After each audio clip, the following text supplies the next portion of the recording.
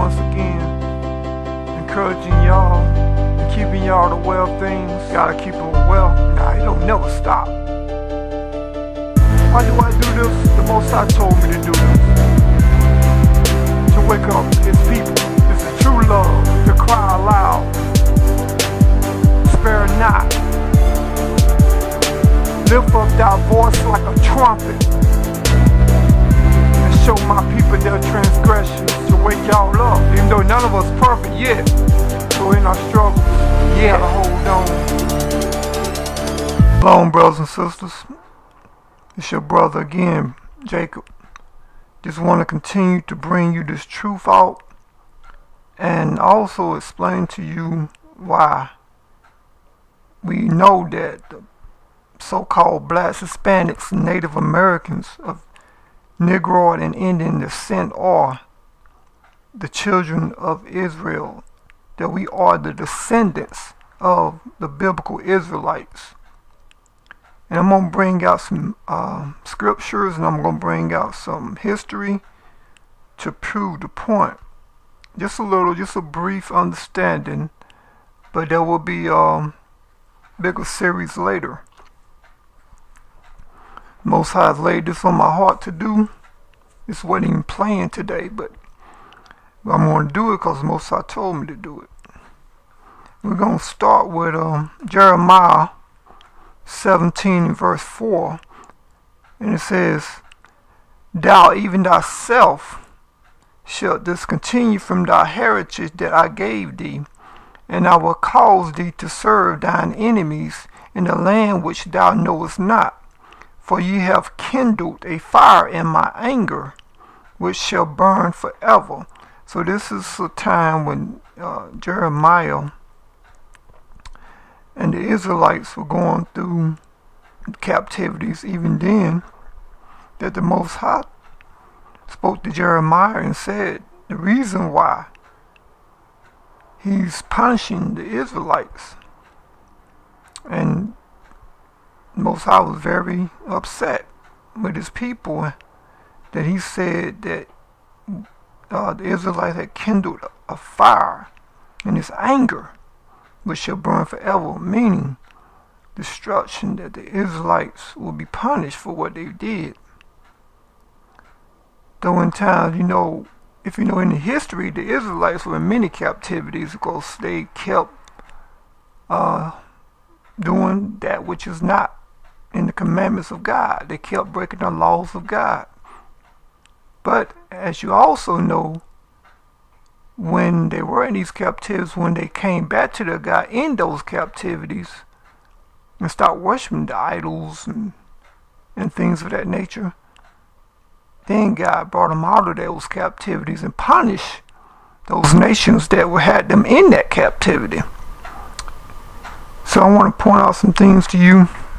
I want to start with the natives, which some call Indians. And this is a book called Before Columbus. And it talks about, I'm going to start with the Spaniard named Cortez that conquered a people of Tactilian, which was a great civilization with great cities and even pyramids that was built. Yeah, and this is long ago. I don't even know the date, but we would say that it was a long time ago. Again, this is a brief introduction, so I'll have the dates and things of that nature on the next series, but knows how late it's on my heart to do. So here we go. And I'm going to read here about Cortez and what he did to the natives of Tactilian. When Cortez and his Indian allies attacked, the Mexican resisted fiercely. As many as 100,000 people died in the fighting. In the end, Cortez managed to take the city, but only by destroying most of it. So, let me say this. This right here also tells you that when the enemy wants something, they'll destroy the half of whatever it is, city, country, whatever. They'll destroy half of it just to get it. And then rebuild on top of it, something that they want. And this was August 21st, 1521. The Triple Alliance surrendered. The last hair of the Telican had fallen. The bold and determined Cortez went down in history as the conqueror of Mexico. It was superior technology that gave him the victory. Though horses, guns, and swords had prevented the Mexicans from driving Cortez out of their city once, his second attack succeeded only because he had a huge army of Indian allies. Which means what? Our brothers turned against each other for superiority, for kingship. His second attack, whose leaders wanted to use the Spanish to help them destroy the Triple Alliance.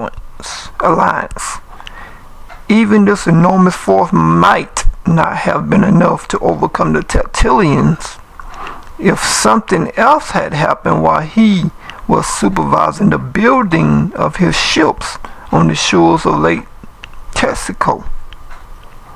In his victory over the Triple Alliance, Cortez had allies, the Tlaxcala and other Indians fought on his side. And this is something we've been dealing with for many years.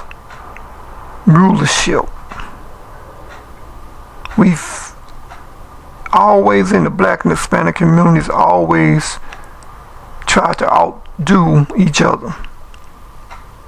This right here, 1521, when this was going on, and even to this day it's still going on in the black and Hispanic communities, that we're in competition with each other, not knowing that we're family, that we are the people of God, and we're commanded to keep God's commandments, but we don't know this. So I'm gonna go now to another book called the Willie Lynch Letters, which many of you may even know of. And I'm going to explain to you, particularly for the so-called blacks, and also the natives as well, it's with them as well, how this was used against the native and the so-called blacks in slavery here in the Americas, Caribbeans, North and Central and South Americas. So in other words, all over the America. And it reads, Willie Lynch says this, and I quote, "I have a foolproof method for controlling your black slaves." Foolproof method for controlling your black slaves. I guarantee every one of you that if installed correctly, it will control the slaves for at least 300 years. My method is simple. Any member of your family or your overseer can use it. So here's Willie Lynch, who slave masters brought to America to help them control their slaves. And he says he has a foolproof method. Now let's see what this method was. I have outlined a number of differences among the slaves. I use fear, distrust, and envy for control purposes. Understand that. Fear, distrust, and envy for control purposes. Now let's see how he did that. Age. But it is there only because it starts with an A. The second is color or shade. There is intelligence, size, sex, size of plantation, status on the plantation, the attitude of the owners, whether the slave lives in the valley, on the hill, east, west, north, south, have fine hair, coarse hair, or is tall or short. Now that you have a list of differences, I shall give you an outline of action. But before that, I shall assure you that distrust is stronger than trust, and envy is stronger than admiration, respect or admiration.